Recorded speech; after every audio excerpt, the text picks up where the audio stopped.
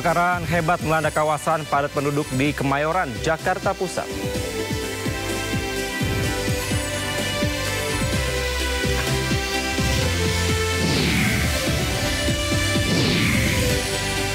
Pemilihan Ketua Umum PMI Kisru, Yusuf Kala dan Agung Laksono berebut kursi Ketua Umum.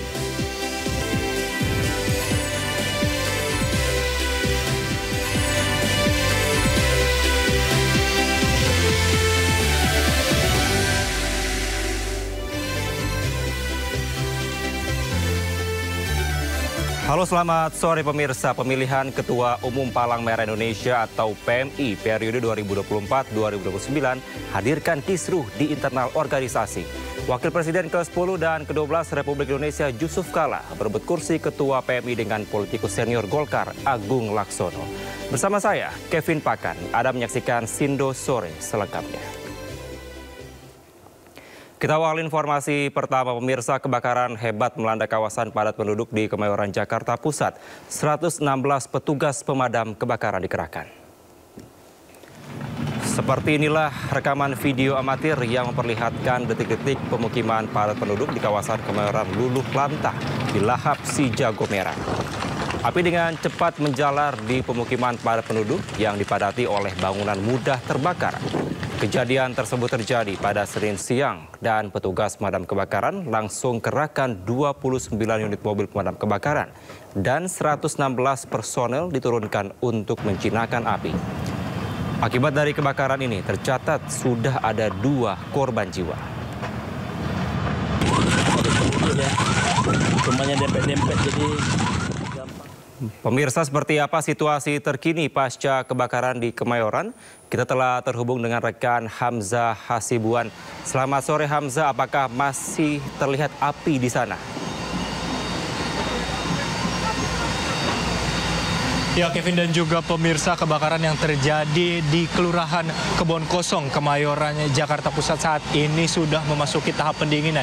Berdasarkan keterangan yang diberikan oleh Damkar Jakarta Pusat, proses pendinginan ini sudah masuk sekitar pukul 3 sore tadi. Seperti yang diketahui, kebakaran yang terjadi di Kelurahan Kebon Kosong ini menghanguskan puluhan bahkan mungkin ratusan rumah. Kami juga masih menunggu informasi resmi terkait berapa banyak rumah yang terdampak di kebakaran kali ini. Yang dapat kami informasikan adalah terdapat penambahan jumlah personil dan juga unit pemadam kebakaran yang diturunkan untuk memadamkan api ini, karena seperti yang bisa dilihat di belakang masih banyak unit-unit mobil pemadam kebakaran yang datang dan juga melakukan pendinginan karena masih banyak beberapa titik api kecil yang masih bisa ditemukan di lokasi kebakaran, sehingga masih terlihat asap hitam mengepul di belakang tempat saya berdiri kali ini. Di belakang saya kali ini terdapat deretan pertokoan, dan jika bisa kita masuk nantinya setelah pendinginan ini selesai, di belakangnya yaitu terdapat rumah padat penduduk yang hangus terbakar oleh api. Selain itu, informasi sementara yang kami dapatkan juga terdapat 2 korban jiwa yang ditemukan di lokasi kebakaran kali ini, Kevin. Baik, Hamzah, sejauh ini apakah sudah diketahui faktor penyebab dari kebakaran sana karena faktor apa?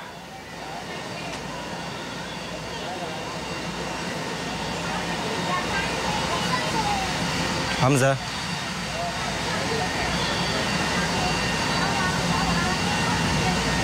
Ya, Kevin, untuk penyebab kebakaran sendiri hingga saat ini kami masih menunggu keterangan resmi dari Damkar maupun Polri yang hadir di sini, karena tadi menurut pantauan kami pihak Damkar masih disibukkan dengan pemadaman api dan juga melakukan proses pendinginan, sehingga kami masih belum bisa memastikan penyebab apa yang menjadikan kebakaran ini semakin besar. Namun jika menurut pantauan kami tadi, salah satu penyebab kebakaran ini merembet dengan cepat adalah bangunan rumah yang terbuat dari bahan-bahan yang mudah terbakar dan juga jarak antar rumah yang sangat padat di Kelurahan Kebon Kosong, Kemayoran, Jakarta Pusat ini, Kevin. Baik, Hamzah, terakhir terkait dengan pengungsian, apakah sudah disediakan posko-posko pengungsian dari pihak pemadam kebakaran ataupun dari pihak pemerintah setempat?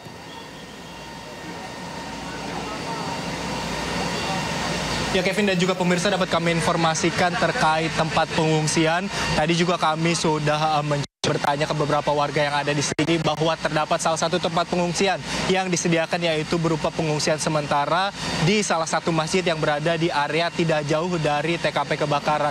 Hingga saat ini warga yang terdampak ke rumahnya dari kebakaran kali ini masih mengungsi di tempat tersebut dan juga masih menunggu beberapa bantuan yang mungkin nantinya akan diberikan oleh Dinas Sosial maupun oleh relawan yang hadir di kebakaran kali ini. Kevin. Baik, Hamzah Hasibuan melaporkan langsung dari Kemayoran, Jakarta Pusat. Terima kasih, selamat kembali bertugas. Pemirsa, tim SAR gabungan melanjutkan pencarian korban tanah longsor di kawasan Pabuaran, Kabupaten Sukabumi, Jawa Barat. Proses pencarian korban terkendala material longsor yang tebal. Tim SAR gabungan dari TNI Polri dan relawan terus melaksanakan pencarian warga bernama Ojang, warga desa Sirna Sari, Kecamatan Pabuaran yang tertimbun longsor. Petugas mengalami kesulitan saat proses pencarian korban karena material tanah yang tebal dan peralatan yang kurang memadai, karena akses menuju lokasi longsor tidak bisa dilalui alat berat. BPBD Kabupaten mendata sebanyak 10 orang meninggal dunia dan 2 orang lainnya hilang akibat cuaca ekstrim yang melanda 39 kecamatan di Kabupaten Sukabumi.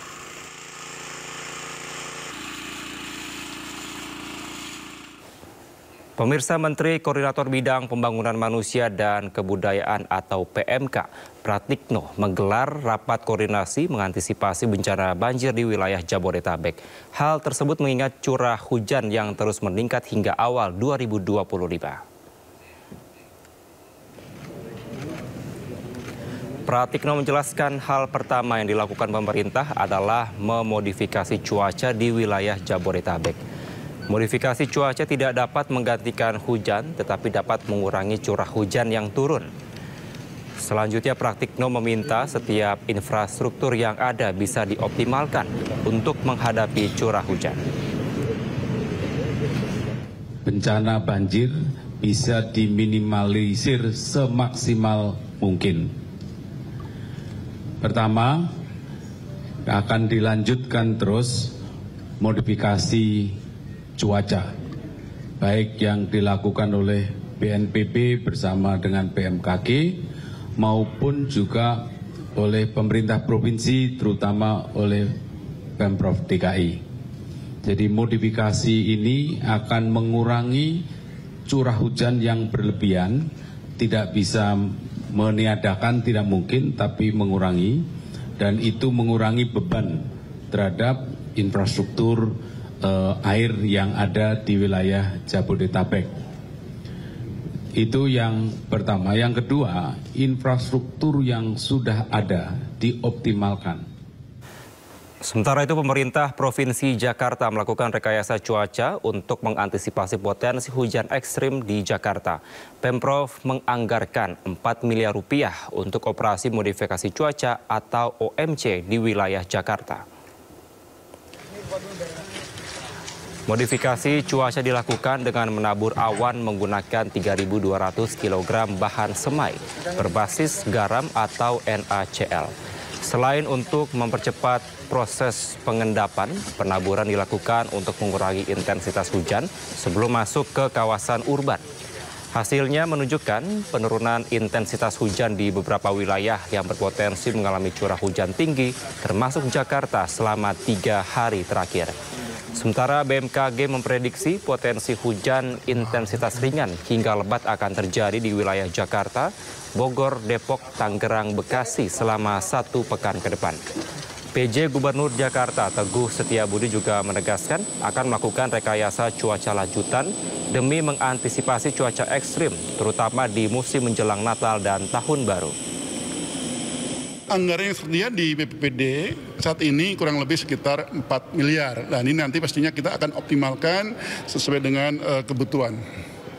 Sedangkan untuk BTT nanti kita akan sesuaikan dengan kebutuhan berapa kali, berapa hari terkait masalah rekayasa cuaca. Sehingga kita bisa mengantisipasi terkait cuaca ekstrim yang memungkinkan terjadinya banjir seperti yang disampaikan oleh BMKG tahun 2020 mungkin mudah-mudahan tidak terjadi. Tapi bukan hanya rekayasa cuaca yang kita antisipasi, kita juga tetap akan melakukan cek kemudian kesiapsiagaan terkait infrastruktur, SDM-nya maupun Sarpras. Kita ke informasi lainnya pemirsa, sidang Komisi Kode Etik Polri atas kasus dugaan penembakan Aibda Robik terhadap 3 pelajar SMK Negeri 4 Semarang diputus pemberhentian tidak dengan hormat. Dalam persidangan, Aibda Robik terbukti melakukan penembakan.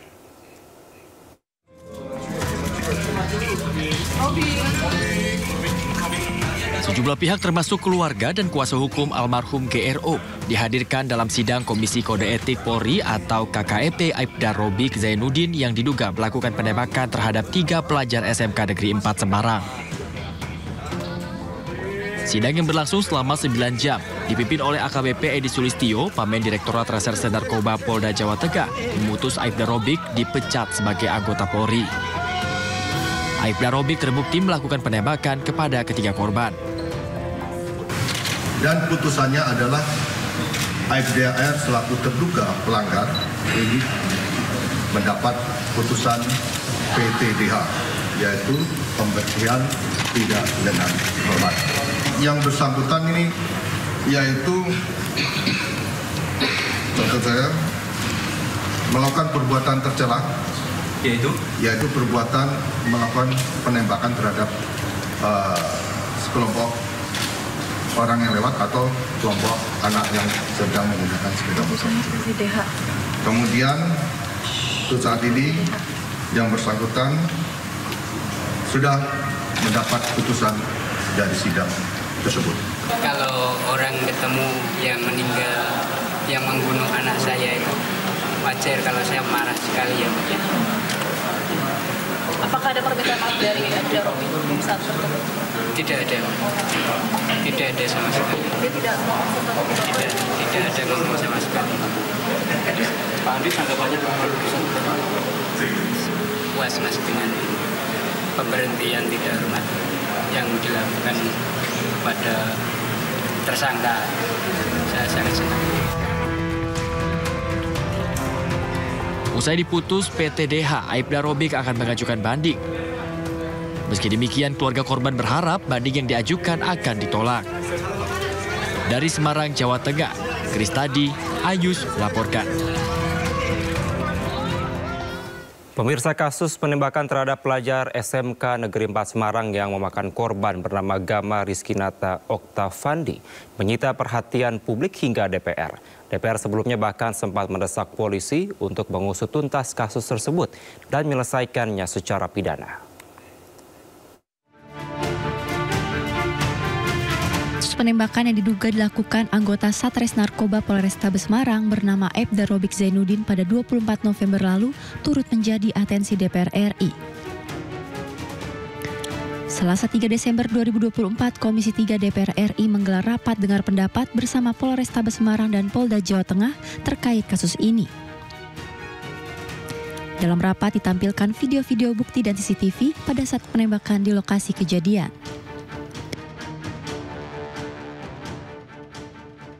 Pelakunya ini langsung ditangkap, ya, ditahan oleh Reskrim Polda Jawa Tengah. Ini ada double ya, tindakan yang dilakukan baik dalam konteks etik maupun dalam konteks pidana. Ini yang diinginkan oleh keluarga korban, karena siapa yang melakukan dia yang bertanggung jawab. Namun keterangan yang diberikan polisi dalam RDP terkait penembakan yang dilakukan Aibda Robik kepada Gama dan 2 temannya berbeda dengan sebelumnya. Sebelumnya, Kapolrestabes Semarang Kombes Irwan Anwar mengklaim Aibda RZ menembak siswa SMK karena hendak bubarkan tawuran. Namun di depan rapat, Kabid Propam Polda Jateng Kombes Aris Supriyono menyatakan penembakan tidak terkait pembubaran tawuran. Keterangan yang diberikan polisi yang mengklaim Gama terlibat tawuran pun membuat keluarganya kecewa. Keluarga Gama kecewa anaknya dikatakan sebagai anggota gangster oleh Polrestabes Semarang. Padahal bukti rekaman video yang didapat keluarga jelas tergambar Gama tidak memegang senjata tajam ataupun melawan polisi. Peristiwa penembakannya tetapi dibalik-balik. Itu masalahnya. Kemudian sejak awal dulu dikatakan bahwa ada ancaman terhadap polisinya. Ternyata kita lihat di video tadi tidak ada. Karena korban itu naik motor, ditembak 1, 2, dan seterusnya. Sehingga menurut kami tidak pas kalau dikatakan bahwa itu ada perlawanan terhadap korban. Ucapan bela sungkawa. Kapolres Tabes Semarang pun menyampaikan permintaan maafnya kepada keluarga Gama dalam RDP bersama Komisi 3 DPR. Ia juga menegaskan bertanggung jawab dan siap dievaluasi akibat perbuatan Aibda Robik yang menembak siswa SMK hingga tewas. Pada kesempatan ini memohon maaf. Sementara RDP tersebut menghasilkan kesimpulan, yakni mendesak kepolisian untuk mengusut tuntas kasus ini, tak hanya secara etik namun juga pidana, karena penyalahgunaan senjata api oleh anggota polisi. Penggunaan kekuatan abai dan ucapan bela sungkawa kami atas nama Kepolisian Polrestabes Semarang atas berpulangnya Ananda Gama akibat ulah dan perbuatan yang tidak profesional dari anggota kami. Kami sebagai atasan Brigadir R pada kesempatan ini memohon maaf yang sebesar-besarnya kepada seluruh masyarakat khususnya warga Kota Semarang dan atas segala tindakan dari anggota saya Brigadir R yang telah mengabaikan prinsip-prinsip penggunaan kekuatan, abai dalam menilai situasi, teledor dalam menggunakan senjata api, dan telah melakukan tindakan excessive action, tindakan yang berlebihan, tindakan yang tidak perlu. Sepenuhnya saya siap bertanggung jawab, saya siap dievaluasi. Senin 9 Desember 2024, Aibda Robik Zainuddin menjalani sidang etik. Sejumlah saksi dihadirkan, diantaranya keluarga korban, kuasa hukum, dan sejumlah personil dari bidang profesi dan pengamanan Polda Jawa Tengah yang menangani kasus penembakan. Hasilnya Aibda Robik diberhentikan dengan tidak hormat. Tim Liputan iNews melaporkan. Pemirsa, polisi periksa IWS alias Agus Buntung, tersangka kasus pelecehan seksual mahasiswi di Mataram. 16 pengacara mendampingi dan siap melakukan pembelaan.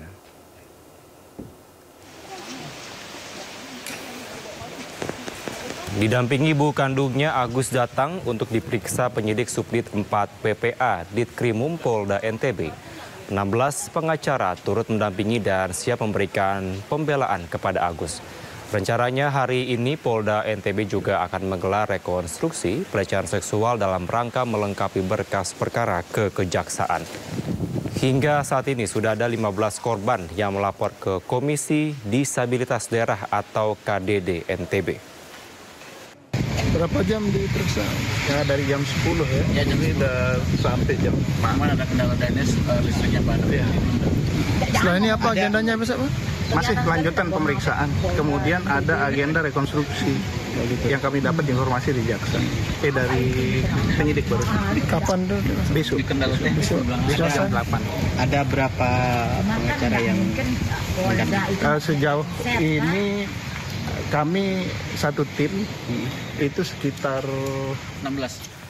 Satu hari sebelumnya, Agus dikunjungi oleh Menteri Sosial RI Saifullah Yusuf. Mensos pun memastikan hak dan kebutuhan dari Agus sebagai difabel terpenuhi.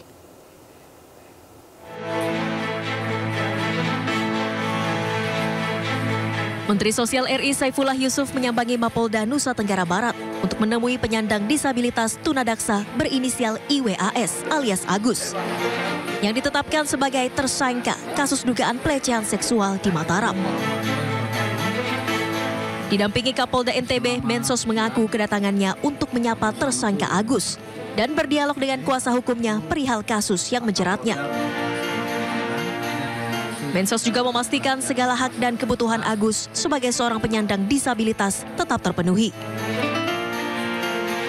Dan saya tanya apakah kondisi baik-baik aja, dia bilang baik-baik ya. Sebatas itu saya tadi. Selebihnya kita dialog dengan pengacaranya apakah hak-haknya bisa dipenuhi. Dia mengatakan dipenuhi dan dilayani sangat baik menurut pengacaranya. Hingga kini jumlah korban yang melapor atas dugaan pelecehan seksual oleh Agus bertambah hingga mencapai 15 orang. 3 di antaranya masih di bawah umur. Nah, korban-korban lain kenapa baru muncul sekarang? Tentu ini sebenarnya adalah sesuatu yang ya bisa dilihat sendiri sekarang kan, dengan adanya satu korban yang sudah berani aja, masyarakat masih banyak yang sulit percaya gitu. Jadi ketakutan korban untuk kemudian tidak ada orang yang percaya itu sebenarnya yang membuat korban akhirnya selama ini banyak yang kemudian tidak muncul juga gitu. Berkas perkara kasus dugaan pelecehan seksual yang menjerat penyandang disabilitas Agus dalam waktu dekat akan dilimpahkan penyidik ke Kejaksaan. Sementara para korban pelecehan seksual akan meminta perlindungan ke LPSK. Dari Mataram, Nusa Tenggara Barat, Hari Kasidi, iNews melaporkan.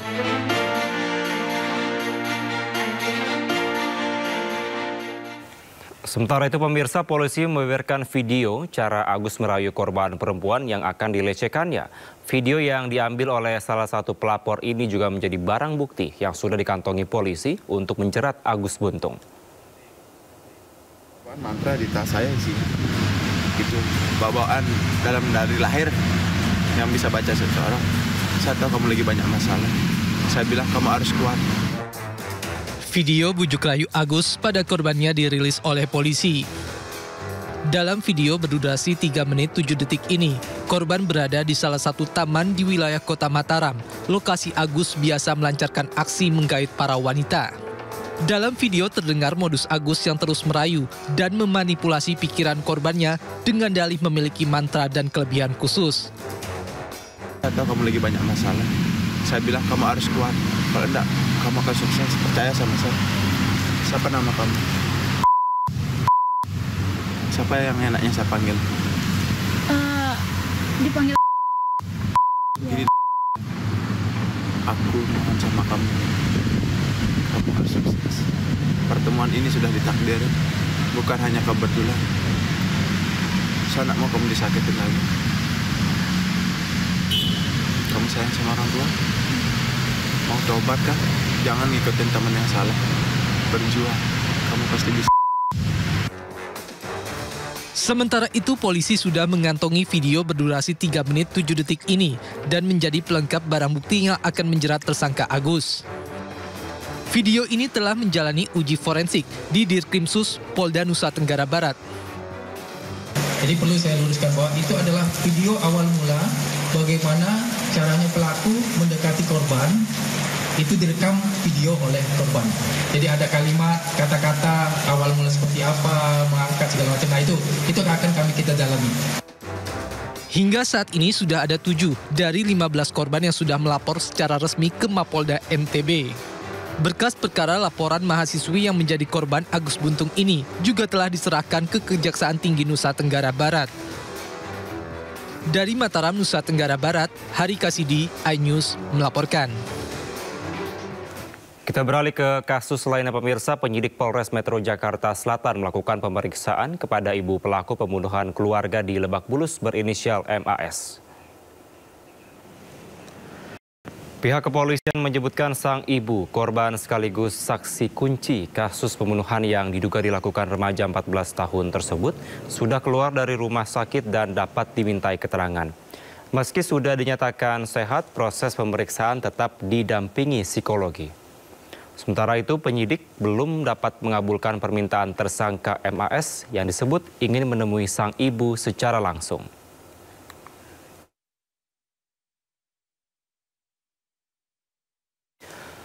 Pemilihan Ketua Umum Palang Merah Indonesia atau PMI periode 2024-2029 menimbulkan kisruh di internal organisasi. Informasinya usai jeda, tetaplah di Sindo Sore.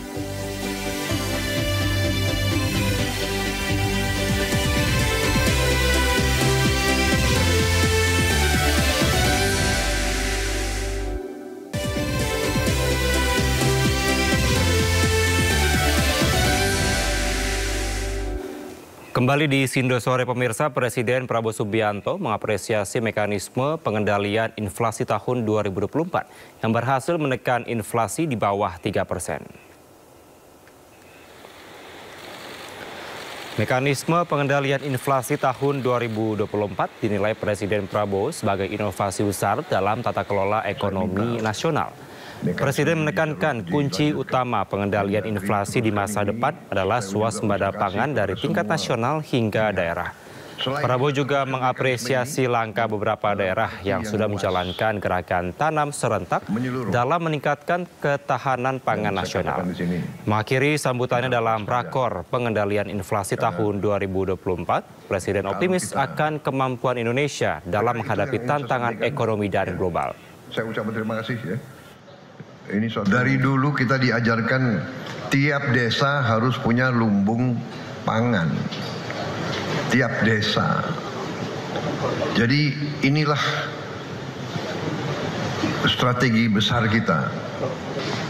Tetapi secara keseluruhan sebetulnya inflasi kita yang dalam kondisi sekarang saya kira sudah cukup bersyukur kita. Di bawah 3% inflasi saya kira sudah sesuatu yang prestasi, dan saya katakan di sini kita harus waspada karena kalau kita tidak kompak, tidak rukun, nah itulah yang dikehendaki pihak lain. Indonesia terlalu kuat, Indonesia terlalu kaya, Indonesia terlalu besar, selalu ingin dirusak. Pemerintah memastikan akan mendorong peningkatan akses transportasi ke lokasi kawasan ekonomi khusus demi mendorong pengembangan investasi. Menko Perekonomian menjelaskan bahwa pengembangan akses ke kawasan ekonomi khusus pariwisata dipastikan akan mendorong pengembangan investasi ke depannya. Pemerintah mendorong perbaikan berbagai isu yang menyangkut pengembangan kawasan ekonomi khusus di seluruh Indonesia. Dalam acara Indonesia SEZ Business Forum 2024, Menteri Koordinator Bidang Perekonomian Erlangga Hartarto menyebutkan pengembangan kawasan ekonomi khusus masih menemui berbagai kendala, terutama akses transportasi bagi KEK pariwisata.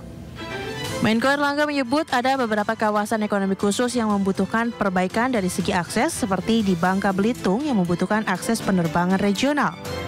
Presiden Prabowo sendiri sudah memberikan arahan bahwa regional flight harus dibuka bagi kawasan ekonomi khusus yang mengutamakan arus wisatawan. Selain itu, beberapa target wisata yang lain termasuk Labuan Bajo dan daerah Mandalika Lombok juga tengah menjadi perhatian pemerintah.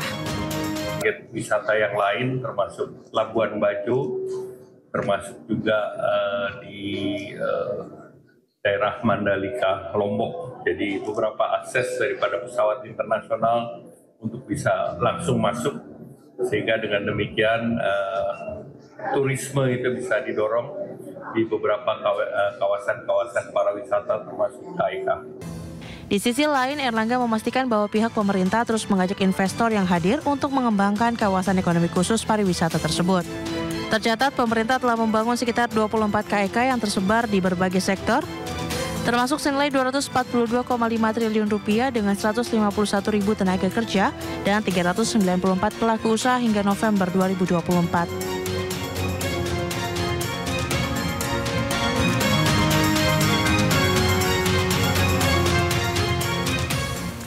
Kementerian Investasi dan Hilirisasi atau Badan Koordinasi Penanaman Modal mengungkapkan sejumlah capaian realisasi investasi sepanjang periode Januari hingga September 2024 yang berhasil menciptakan lebih dari 1,8 juta lapangan pekerja baru. Dalam forum eksklusif Dialog Mapping Indonesia Investment Trend 2025 di Singapura, Menteri Investasi dan Hilirisasi atau Kepala Badan Koordinasi Penanaman Modal atau BKPM Rosan Ruslani menegaskan bahwa realisasi investasi di Indonesia sepanjang periode Januari hingga September 2024 menyentuh angka 76,45%. Selain itu, realisasi investasi tersebut juga berhasil menciptakan lebih dari 1,8 juta lapangan kerja baru. Di sisi lain, fokus strategis yang sekaligus jadi kekuatan Indonesia adalah pemanfaatan 28 komoditas andalan, di mana pemerintah Indonesia optimis bahwa peningkatan kerjasama lintas sektor di tahun mendatang akan memperkuat realisasi proyek strategis dan menjaga keberlanjutan investasi ke depan. Selain itu, Indonesia sendiri memiliki cadangan nikel terbesar di dunia sebanyak 42% dari potensi total global. Selain itu, Indonesia juga menyimpan potensi rumput laut sebesar 28% dari potensi global. Sejalan dengan hal tersebut, Rosan juga menyebut Indonesia memiliki posisi strategis untuk memimpin pengembangan ekosistem baterai, kendaraan listrik, dan industri berbasis kelautan. Berdasarkan data Kementerian Investasi dan Hilirisasi, total realisasi investasi Singapura di Indonesia sejak 2020 hingga September 2024 menjadi kontributor Foreign Direct Investment atau FDI pertama yang mencapai 62,16 miliar dolar Amerika. Adapun investasi dari Singapura didominasi sektor industri logam, bukan industri mesin dan elektronik sebesar 23%, transportasi, gudang dan telekomunikasi sebesar 16%, industri makanan 9%, perumahan, industri dan perkantoran tercatat investasinya 8%, serta industri kertas dan percetakan sebesar 7%.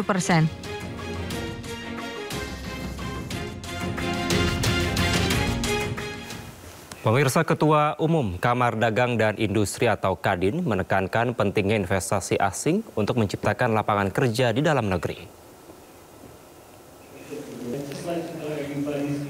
Ketua Umum Kadin Indonesia Anindya Bakri menegaskan bahwa investasi asing perlu didorong seluas-luasnya untuk menciptakan lapangan kerja baru.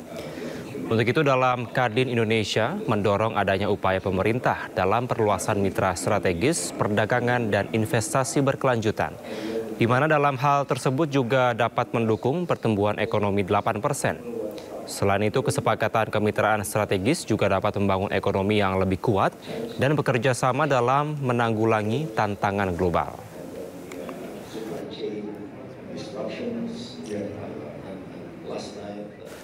Menjelang Natal dan Tahun Baru, kebutuhan BBM dan listrik masyarakat diprediksi meningkat.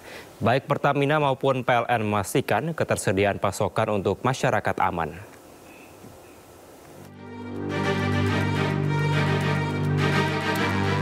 Pertamina memprediksi terjadi peningkatan kebutuhan BBM selama momen Natal dan Tahun Baru sebesar 5%. Pertamina memastikan stok BBM mulai dari Pertalite, Pertamax hingga Aftur cukup.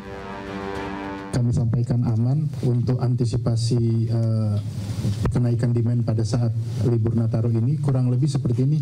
Jadi tentunya ini adalah kondisi aman ketika seandainya tidak ada supply setiap hari, jadi kita bisa bertahan sampai kurang lebih 15 hari, 17 hari, 28 hari. Selain BBM, pasokan listrik dipastikan juga aman tersedia bagi masyarakat. Selama Natal dan Tahun Baru, PLN menyiagakan pembangkit listrik dengan total daya 53.000 megawatt atau melebihi perkiraan kebutuhan listrik nasional sejumlah 39.000 megawatt. Dibanding tahun lalu untuk Nataru itu naik sekitar 4-5%. Jadi ada kenaikan, tetapi dibanding dengan beban puncak di hari-hari biasa, ini malah turun. Jadi begitu ada liburan, kondisi beban puncak malah turun. PLN juga telah menyiapkan personel siaga untuk memastikan kelancaran pelayanan listrik selama Natal dan Tahun Baru. Dari Jakarta, Rizky Anwardi, iNews melaporkan. Pemirsa, sejumlah pihak terus datangi Mahkamah Konstitusi untuk ajukan permohonan gugatan perselisihan hasil Pilkada Serentak 2024. MK telah terima lebih dari 200 permohonan sengketa Pilkada. Hingga pukul 3 sore ada sebanyak 210 gugatan yang masuk ke MK. Dari 209 gugatan tersebut, 169 diajukan untuk pemilihan bupati dan wakil bupati. 39 untuk pemilihan wali kota dan wakil wali kota, dan 2 permohonan untuk pemilihan gubernur dan wakil gubernur. Adapun 2 permohonan gugatan sengketa Pilgub berasal dari wilayah Provinsi Papua Selatan. MK dijadwalkan membuka layanan pengajuan permohonan sengketa hasil pemilu hingga 18 Desember mendatang.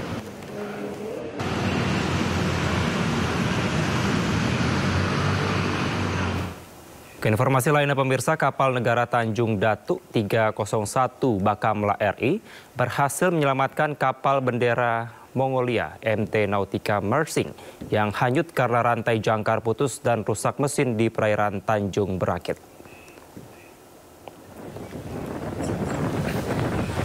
Penyelamatan dimulai saat personel jaga KN Tanjung Datuk 301 menerima informasi dari agensi MT Nautica Mersing. Agensi tersebut melaporkan kapal berbendera Mongolia mengalami gangguan teknis dan membutuhkan bantuan.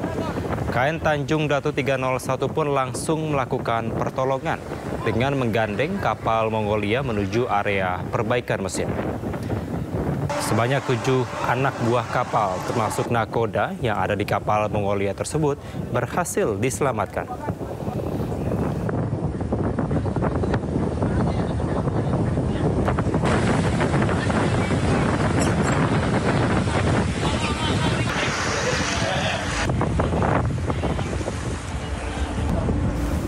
Pemirsa, kami akan segera kembali. Tetaplah di Sindo Sore.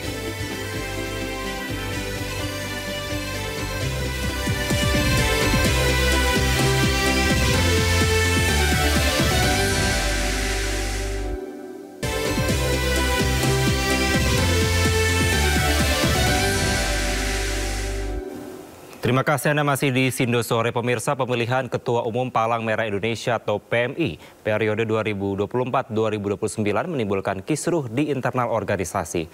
Kisruh perebutan kursi Ketua PMI ini pun berujung pada laporan polisi. Wakil Presiden ke-10 dan ke-12 RI Yusuf Kalla yang berstatus sebagai petahana dan Agung Laksono sebagai calon Ketua Umum baru saling klaim telah terpilih sebagai Ketua Umum PMI. JK mengaku telah terpilih secara aklamasi sebagai Ketua Umum PMI periode 2024-2029 dalam Musyawarah Nasional ke-22. Sementara itu, Agung juga mengklaim telah terpilih sebagai Ketua Umum PMI melalui Munas PMI ke-22 yang diselenggarakan secara terpisah. Agung berencana melaporkan hasil Munas kepada Kementerian Hukum. Sementara JK telah melaporkan Agung kepada polisi terkait upaya merebut kursi Ketua Umum PMI. Jadi pada hakikatnya... Dan pemirsa, untuk membahas terkait kisruh dalam Munas PMI, kami telah terhubung dengan Sekjen PMI, Kubu Agung Laksono Ula Nurahwati, dan juga ada dari pengurus demisioner PMI, Hamid Awaludin. Selamat sore Pak Hamid dan juga Ibu Ula. Selamat sore. Selamat sore.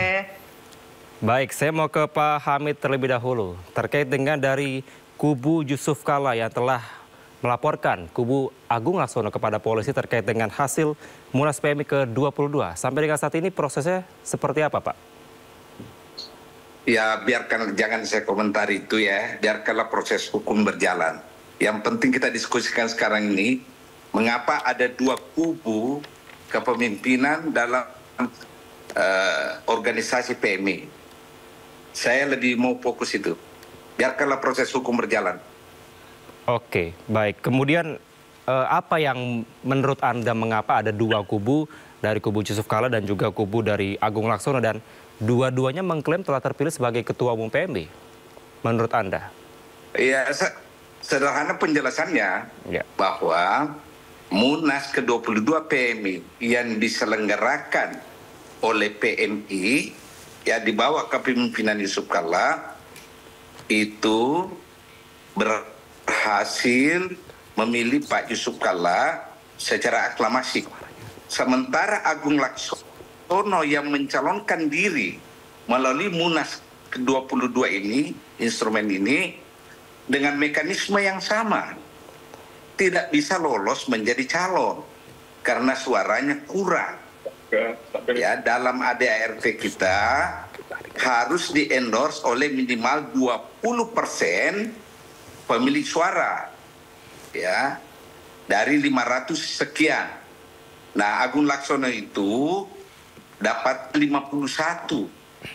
Penutupan pendaftaran itu tanggal 30 November.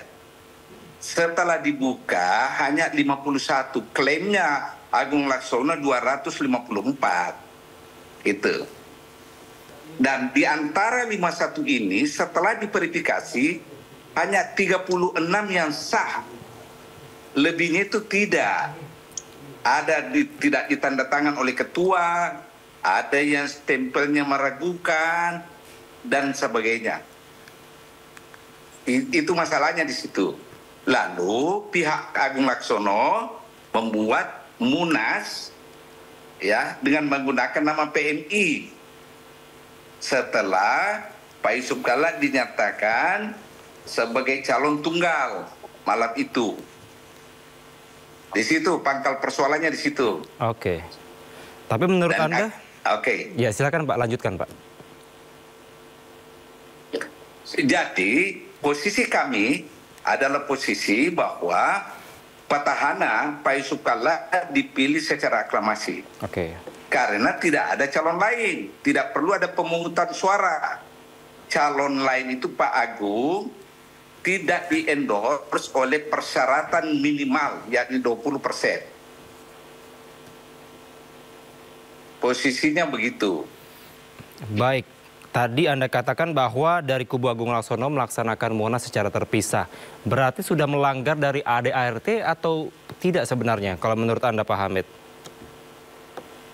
Gini ya, PMI itu memiliki undang-undang yang disebut Undang-Undang Nomor 1 Tahun 2018 tentang Kepalang Merahan.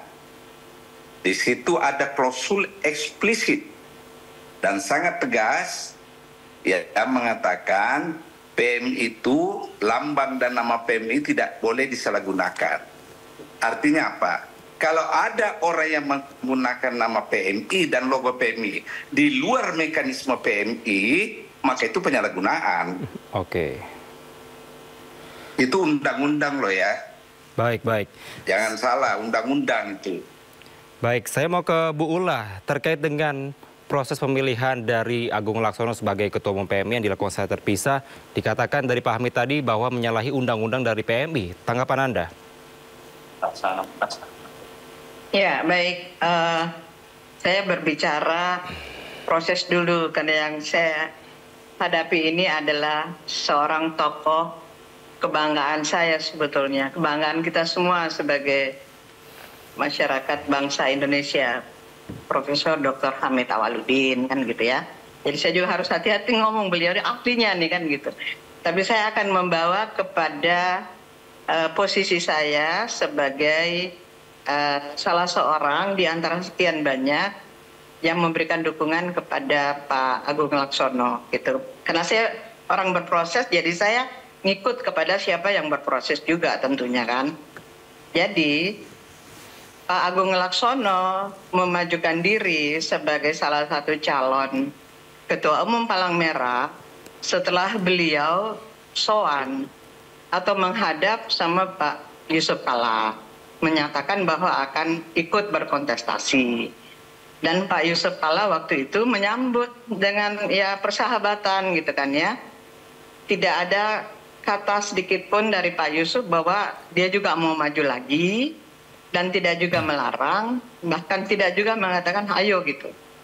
Artinya Pak Agung merasakan bahwa ya udah, ya kan saya sudah sowan, itu satu. Mengapa Pak Agung sebagai katakanlah sahabat atau boleh dikata junior dari Pak Yusuf Kalla menghormati dengan mengatakan saya sudah pamit, dan Pak Yusuf sama sekali tidak mengatakan bahwa dia ingin maju lagi. Kan gitu, itu satu. Kemudian Pak Agung juga mengadakan konsultasi, pendekatan dengan beberapa teman-teman seniornya juga yang ikut di dalam penyelenggara negara ini, dan semuanya mengatakan ya udah baguslah, karena memang Palang Merah Indonesia ini harus seperti dulu gitu kan ya, dicintai rakyatnya dan menjadi kebanggaan internasional begitu, dengan beberapa program-program yang sudah bermakna lah gitu dirasakan kan gitu. Nah, yang berikutnya bahwa kemudian ya iya nggak apa-apa ikut Munas sesuai dengan aturan.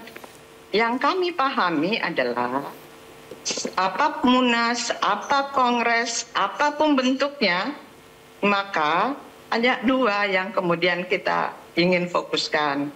Yang pertama adalah melihat anggaran dasar dan anggaran rumah tangganya. Apakah masih sangat sejalan atau satu roh dengan kondisi dan perkembangan serta ada nggak bagian-bagian yang masih perlu kita perkaya di dalam anggaran dasar, anggaran rumah tangga itu, ya kan? Kita sepakat kan begitu. Nah, kita mempelajari bahwa ternyata anggaran dasar, anggaran rumah tangga kita ini belum seluruhnya menjabarkan atau memasukkan beberapa butir tentang Undang-Undang Nomor 1 Tahun 2018 gitu, ya kan?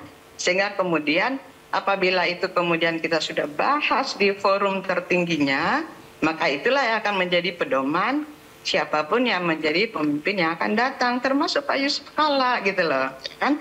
Maka kita ingin kita kembalikan bahwa bermusyawarah itu salah satunya adalah melihat anggaran dasar, anggaran rumah tangga, dan aturan-aturan lain yang menjaga agar supaya organisasi kita ini tetap on the track gitu. Yang kedua, bahwa kita tidak bermaksud sedikit pun untuk membahas pasal demi pasal. Meskipun ada peluang di situ tentang masa jabatan ketua umum. Nah, gitu kan. Itu kan terjadi kesepakatan. Karena ini kan berproses juga dulu begitu, ya kan. Kenapa? Karena saya menganut kepada mengapa terjadi reformasi di Republik ini, di bangsa ini. Karena satu, membatasi masa jabatan para penyelenggara negara. Bagi orang yang mengatur publik, yang mengatur tata kehidupan bermasyarakat gitu loh. Itu yang dibatasi supaya kemudian presiden 2 periode, gubernur 2, semua semuanya ikut mengacu kepada periodisasi 2 kali saja, kan gitu. Nah, kita lihat ternyata Pak Yusuf Kalla itu ya menurut kami, mungkin saya salah, mungkin teman-temannya ikut Mas Agung termasuk Pak Agung keliru mengatakan bahwa ya apakah kalau mau yang keempat kalinya itu masih taat ajas terhadap hakikat daripada reformasi itu sendiri, kan gitu. Itu butir berikutnya, mengapa kami tetap mau dibukalah itu ADART. Saya tahu bahwa yang tidak boleh diganggu gugat itu hanya kitab suci. Ini kan tergantung kesepakatan. Ya bukalah di situ anggaran dasar, anggaran rumah tangga, jadwal dan tata tertib, serta karena kita mau demokratis, berikanlah kesempatan teman-teman daerah ini untuk itu. Nah, baik saya kira itu. Nah, saya tambahkan dulu bahwa kalau misalnya di dalam surat edaran itu minimal 20% dari 471 dan Yusuf Kalla sudah memiliki 304 suara yang surat pertama yang akan diverifikasi. Nah, kita minta harusnya di awal-awal itu beritahu kubu Agung Laksono bahwa hey, percuma kamu maju, kamu itu hanya dapat sekian, sandingkan dengan kami, kan begitu, baru namanya fair. Kalau tidak diumumkan, saya pun menunggu mana pengumuman bahwa dia enggak hanya dapat berapa tadi itu, hanya dapat 60. Baik. Ya kan, dan seterusnya gitu, nggak ada buktinya. 36, hanya dapat 36. Ya, 36. Tapi dari kami mau 2 biji, mau 5 biji, pertontonkan hasil verifikasi kerja steering komite yang hebat itu. Baik, Bula. Jangan kami dianggap tidak bisa berorganisasi. Baik, Bula. Kita berikan kesempatan Pak Hamid untuk menjawab apa yang disampaikan Bula. Ini saudari Bula mungkin lupa proses. Anda mungkin tidak tahu ya bahwa ada surat kepada seluruh pengurus daerah 3 bulan sebelum Munas, ya, tolong masukkan daftar keinginan, pasal apa, bagian apa, anggaran dasar, dan tata tertib yang mau dibicarakan. Sampai kita menyelenggarakan Munas, hanya 1 pengurus yang memasukkan, yakni Sulawesi Utara. Sementara ketentuan mengatakan untuk membicarakan atau membahas ADART dalam Munas minimal 2 provinsi, 3 kabupaten kota. Jadi kita kembalikan lagi kepada aturan main. Jadi bukan karena tidak mau dibicarakan, sudah disurati 3 bulan sebelumnya. tolong masukkan, dan ada deadline-nya. Tapi 3 September tidak ada yang masukin. Itu aturannya seperti itu. Kalau kita bicara anggaran dasar, ya kan? Nah, disoal bahwa kenapa tidak dipanggil Anda memberitahu. Ya, Anda kan sudah masukkan, jadi kami sudah terima. Dan pada saat Munas itu diumumkan, termasuk orang-orang Anda di dalam Munas mendengar, hanya sekian loh perolehan suaranya. Dan tidak ada yang protes. Iya kan? Yang diprotes itu adalah berteriak, ingin membicarakan anggaran dasar, anggaran rumah tangga. Dan diberitahu, ini surat edaran, sudah lewat masanya. Jadi konteksnya begitu. Baik. Pak Hamid dan juga Bu Ula, kita akan menyaksikan terlebih dahulu bagaimana sikap pemerintah dengan melihat kisruh yang terjadi di antara Palang Merah Indonesia ini. Pemirsa, Menko PMK Pratikno ini menegaskan masalah dualisme kepemimpinan PMI bukanlah urusan pemerintah. Namun masalah legalitas kepengurusan PMI berada di bawah Kementerian Hukum dan HAM. Sangat ingin bekerja sama dengan PMI, dan oleh karena itu pemerintah sangat ingin PMI itu juga solid gitu. Tapi masalah legalitas, masalah itu kan urusannya nanti di Kumham. Artinya dari pemerintah berharap tidak ada dualisme seperti ini, Pak? Iya, semua organisasi sebaiknya kan ada proses demokrasi, ya. Ada. Oke. Sebagai penegasan aja, berarti Bapak mendukung JK sebagai ketua PMI, Pak? Jadi urusan kepengurusan itu legalitas hukumnya itu kan menjadi tanggung jawab Kementerian Hukum dan HAM. Ya. Baik, pemirsa, kita akan melanjutkan dialog kita ke Bu Ula terlebih dahulu. Bu Ula, terkait dengan sikap pemerintah, ini bukan urusan pemerintah sebenarnya, tapi kalau dari secara legalitas ini ada di bawah Kementerian Hukum dan HAM. Anda menanggapinya seperti apa? Kementerian Hukum dan HAM itu kan bagian dari pemerintah juga, kan begitu.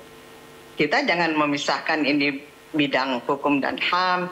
Kalau soal pekerjaan, peran, fungsi, dan tugasnya ya memang yang mengatakan ini legal atau tidak legal, atau kemudian ada bentuk lain yang menjadi ketetapannya ya hukum dan HAM. Tapi bahwa kehadiran menteri-menteri siapapun yang kemudian hadir di situ, artinya kepedulian pemerintah kepada Palang Merah Indonesia secara keseluruhan gitu, ya kan? Jadi alangkah bagusnya memang keputusan Pak Pratik itu bagus gitu loh, ya kan? Dia tidak mengatakan ini legal, ini yang tidak legal, enggak. Saya sependapat dan sangat setuju dengan statement Pak Menteri itu, ya kan? Baik. Sama dengan Pak Hamid juga tadi mengatakan bahwa ya kita tunggu proses hukum.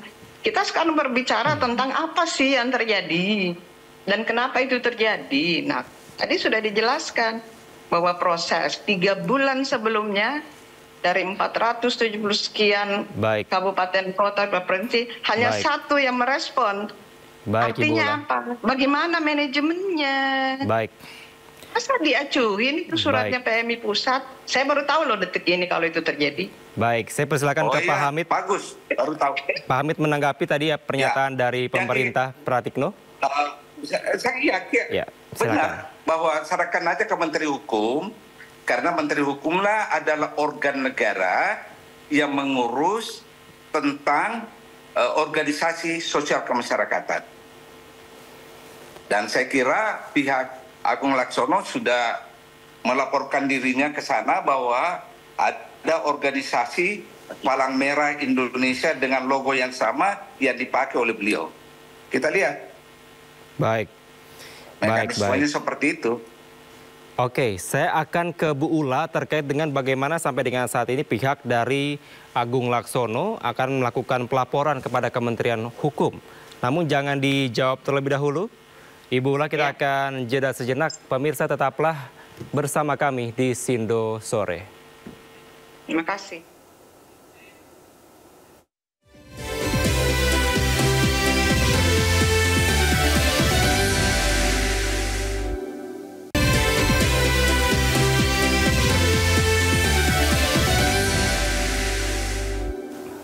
Terima kasih Anda masih di iNews Sore, Sindo Sore pemirsa. Kita akan melanjutkan dialog bersama dengan Sekjen PMI versi Agung Laksono, ada Ibu Ula, dan juga dari pengurus demisioner PMI Pak Hamid Awaludin. Saya mau lanjut ke Bu Ula terkait dengan sampai saat ini bagaimana proses pelaporan yang dilakukan dari kubu Agung Laksono kepada Kementerian Hukum.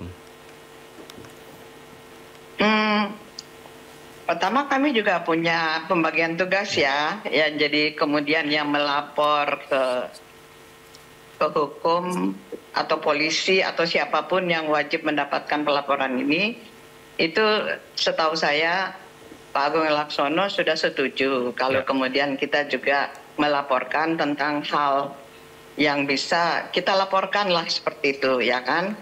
Antara lainnya ya misalnya gini, kita cuma dikatakan 36, kan begitu. Yang mana buktinya? Karena kami juga akan sandingkan dengan bukti yang kami, kan gitu. Terus kemudian bahwa dia tidak berhak karena tidak memenuhi persyaratan dan kriteria, itu kan gitu. Secara tertulis harusnya itu juga disampaikan kepada Agung Laksono secara pribadi dan Agung Laksono menyampaikan ke kita. Mari kita tepuk tangan, sukseskan saja di Munas karena kita ternyata tidak lolos kriteria, kita cuma dapat sekian. Ini stempel kita ada yang kemudian palsu atau dirugikan dan seterusnya. Itu urusan kami dengan orang yang memalsukan stempelnya mendukung kami. Tapi dari mana? Itu semuanya kita tahu. Kan gitu kan? Ada siapa yang nyimpen ini gitu loh. Kalau mau fair, ya kan transparan dan akuntabilitas begitu. Ada waktu kan? Saya kira begini ya, bukan soal transparan ini ya. Bukan soal transparan. Kalau Anda mau minta, kapan saja dikasih. Kalau hanya persoalan persentase dukungannya. Karena real, Anda sendiri kan yang membawa ke panitia pada tanggal 30 November. Anda sudah tahu itu jumlahnya. Ya kan, 51 jumlahnya. Bukan 200 sekian seperti yang diklaim. Itu konkret, itu fakta. Ya, melalui Mas Kevin ya, ini bukan debat, bukan juga diskusi, tapi saya ingin melakukan penjelasan apa yang kami tahu, Pak yang mulia Mr. Ambassador, ya kan gitu ya, Hamid yang saya hormati. Tidak, soalnya kan kita bicara fakta. Kita bicara fakta. Jadi gini, Anda kan menyatakan mana itu fakta. Faktanya ada, silakan ambil berapa jumlah dukungan Anda dan berapa yang memenuhi persyaratan, jelas kalau itu. Jadi tidak ada yang diselundupkan, semua transparan. Administrasi yang benar menurut saya, tim verifikasi yang dibentuk itu pada saat menerima hanya 51 atau 36 atau berapapun, segera mengatakan Anda gugur, Anda tidak sesuai dan seterusnya seperti itu. Jadi kami tidak ikutan lagi, untuk apa? Datang ke sana juga menunggu, kan begitu, ya kan?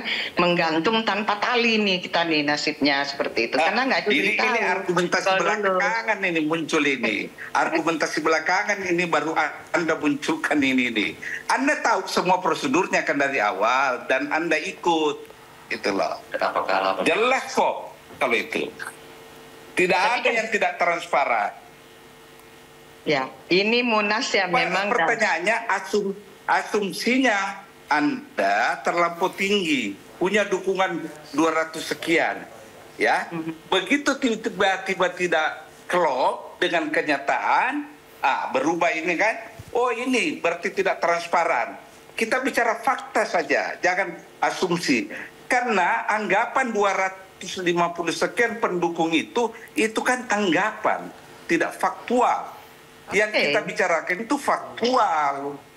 Mari kita, saya setuju tadi ya, kita bawa bukti-bukti yang kita miliki itu, termasuk tadi dikatakan ada stempel yang diragukan, tolong disimpan sebagai barang bukti, kan gitu ya.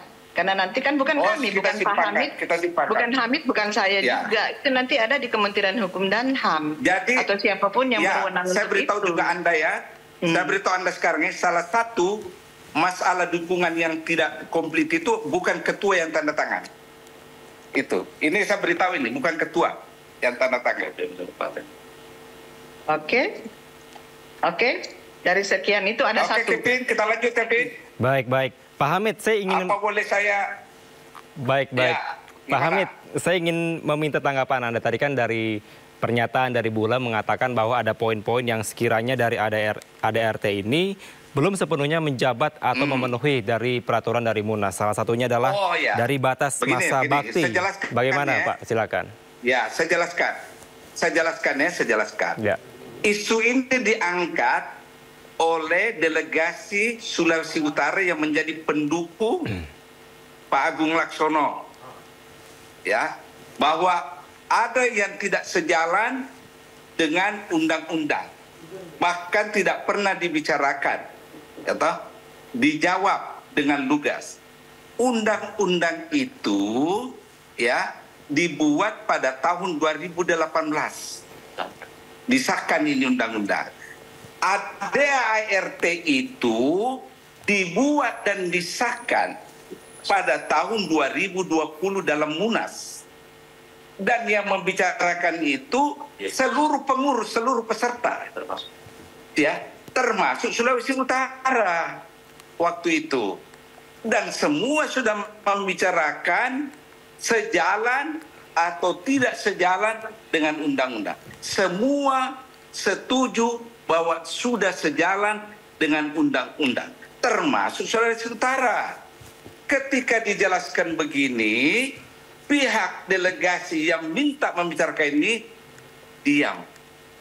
Kenapa diam? Baru engah bahwa undang-undang itu 2018, anggaran dasar 2020. Jelas kalau itu di dalam Munas. Tidak ada yang minta jabatan. Iya. Ya, mungkin saya keliru. Tapi anggaran dasar dan anggaran rumah tangga itu dibahas di Munas, bahwa dikerjakan mulai terbitnya undang-undang tahun 2018 bisa 19, tapi tadi disebut dalam Munas tahun 2020 nggak ada. Munas itu adanya di tahun 2019 kan gitu, bahwa kemudian dibahas oleh beberapa tim. 2019 yang dipanggil 2019 artinya ini anggaran dasar dibahas setelah 2018, bukan 2020, 2019. Artinya undang-undangnya sudah ada yang menjadi dasar pembahasan ADART. Kalau begitu, apa gunanya Munas kalau tidak disampaikan di dalam Munas? Munas sebagai forum kedaulatan tertinggi seluruh masyarakat Palang Merah. Sekali lagi saya berulangi, sekali lagi saya ulangi ya. 3 bulan sebelum Munas baru-baru sudah dimintai semua seluruh pengurus PMI Indonesia, tolong masukkan ide, tolong masukkan surat usul tentang perubahan ADART. Ya, sampai hari terakhir 3 bulan diberikan, tidak ada yang masukkan kecuali Sulawesi Utara, tetapi tidak memenuhi persyaratan karena ADART yang menjadi konstitusi organisasi mengatakan usul perubahan ADART itu harus dilakukan 2 provinsi minimal dan 3 kabupaten kota. Baik. Pak Hamid. Jelas itu. Baik. Artinya singkat saja Ibu lah, singkat saja waktu kita terbatas. Kemudian tidak dijalankan sesuai dengan ketentuan, ada perwakilan representasi dari kabupaten kota, maka dijadwalkanlah ADART itu di forum musyawarah tertingginya. Bagaimana mau dijadwalkan? Sudah diberi waktu. Bisa. Anda ini kan aktivis internasional. Mana mungkin ada Munas tidak membahas ADART-nya, bahwa perbaikan persiapan berapa kali begini. Tapi syahnya itu dipetok di Munas. Begini masalahnya. Anda kan berorganisasi, ada tertib organisasi. Kalau Anda mau datang ke Munas, tiba-tiba semua keinginan Anda harus dibicarakan saat itu namanya tidak tertib. Dalam rangka tertib organisasi, 3 bulan sebelumnya kami sudah memberitahu semua pengurus, mari kita Munas sekian, tolong yang mau bicarakan anggaran dasar dimasukkan sekarang usul-usulnya supaya kita finalkan pembicaraan di Munas, dan ini tidak terjadi. Oke. Simpel sebenarnya ini. Kenapa tidak terjadi? Inilah sebagai salah satu tanda-tanda bacaan orang yang di luar palang merah. Kenapa diundang saja sekian banyak hanya satu? Kenapa kemudian dianggap itu sudah selesai? Kenapa tidak bawa di Munas supaya kemudian hai kalian semuanya, kalian salah ya? Maka kita mengatakan anggaran di sini. Tidak. Tapi ini kan tiga. Jadi gini ya. Begini. Kalau ada hidden agenda, kan orang bodoh bisa baca, kan begitu. Oh ya, dengan cara seperti hidden ini. Hidden agendanya Agus dan Ulla adalah mengubah pasal, membatasi masa keketuaan. Dengan demikian Agung bisa jadi ketua. Dan itu dadakan semua. Itu dadakan keinginan ini. Tidak. Lihat ya, Anda membuat organisasi namanya KDDI, Komite Donor Darah Indonesia, tanggal 7 Oktober. Anda baru dirikan. Dan langsung Anda meminta pengurus daerah mencalonkan Agung Laksono. Jelas itu, konkret itu. Pak Hamid keliru. Saya bukan KDDI, bukan. Saya tidak tahu urusan. Ya, saya tidak ada urusan dengan Anda itu. Jangan bawa melebar. Bukan Anda. Saya mau fokus kenapa agenda tentang ADART tidak dibahas. Saudara. Itu aja lah. Jangan bawa-bawa KDDI. KDDI kok. Ya kan? Ya, bahwa dia mendukung Agung Laksono ya. Saya juga tidak masukkan Ulla. Saya tidak masukkan Anda. Saya bicarakan Agung Laksono, titik. Iya, makanya karena saya sekarang bagian dari Agung Laksono. Masih banyak saya bisa perdebatkan pada Anda. Ada orang yang tiba-tiba mau jadi ketua, mengendarai organisasi lain dan mempreteli PMI. Itu bukan Anda ya, bukan Anda. Saya jelaskan, bukan Anda, KDDI.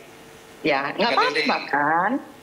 Anda tahu, Adinda Hamid yang mulia, waktu Pak JK mau masuk pertama kali, ya Bapak makin dengerin dulu. Waktu Pak JK pertama kali menjadi Ketua Umum Palang Merah, kendaraan apa dia pakai? Kan enggak juga kan. Siapapun yang mau masuk, karena ini organisasi terbuka untuk kemanusiaan, tidak ada yang melarang orang menggunakan apa.